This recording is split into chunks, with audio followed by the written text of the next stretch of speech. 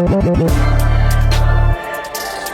last time we saw the iPhone in a speed test, it was barely able to squeak out a win against the Galaxy S24 Ultra. But with the new iPhone 16 Pro Max, Apple isn't just looking to win, but to dominate, saying that the A18 Pro chip has the fastest CPU in any smartphone. On top of that, they claim that the iPhone's new mechanical architecture improves heat dissipation for up to 20% better sustained performance, along with a 17% increase in total memory bandwidth. Of course, the Galaxy has some advantages of its own. It's got the Snapdragon 8 Gen 3, it has 12 gigabytes of RAM, and it's had over 8 months of software optimizations. Will the iPhone live up to what synthetic benchmarks would have you believe, or will the Galaxy show us that real-world performance is the only thing that matters? Let's find out.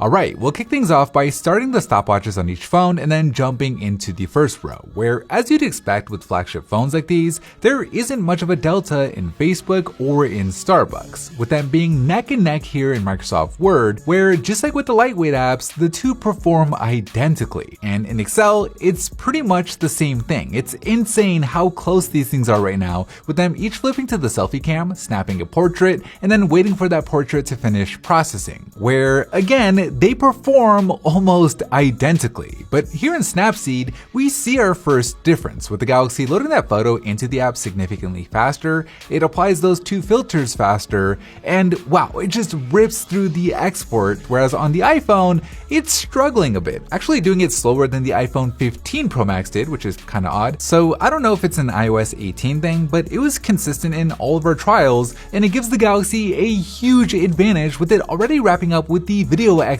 and LumaFusion. But the good news for the iPhone is the A18 Pro chip does look like it's exporting the video at a faster rate. The iPhone does have to do a double swipe to exit the app, where the Galaxy didn't have to do a double swipe, so the iPhone's got its work cut out for it. But with it loading Google Trends at a faster rate and now working on the gaming row, where the iPhone has always seemed to have an advantage, a comeback isn't necessarily out of the question. However, at least through Subway Surfers, the iPhone wasn't able to make up any ground. The Galaxy was actually slightly faster, and there was zero difference between the two in flip diving.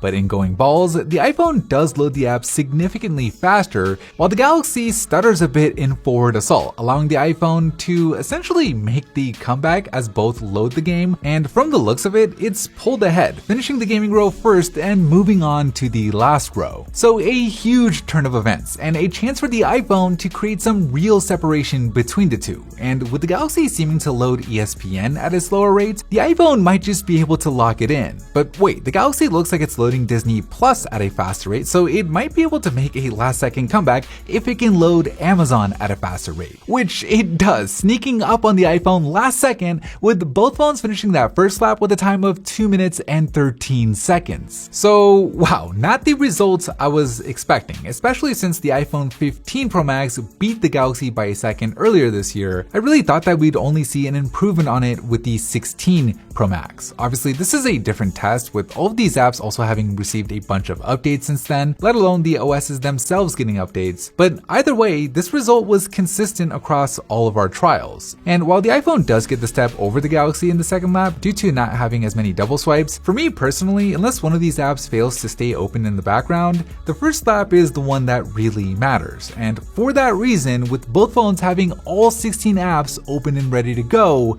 I'm gonna have to call this one a tie. Anyways, that is it for me in this video. Thank you for watching, and as always, I'll see you in the very next episode.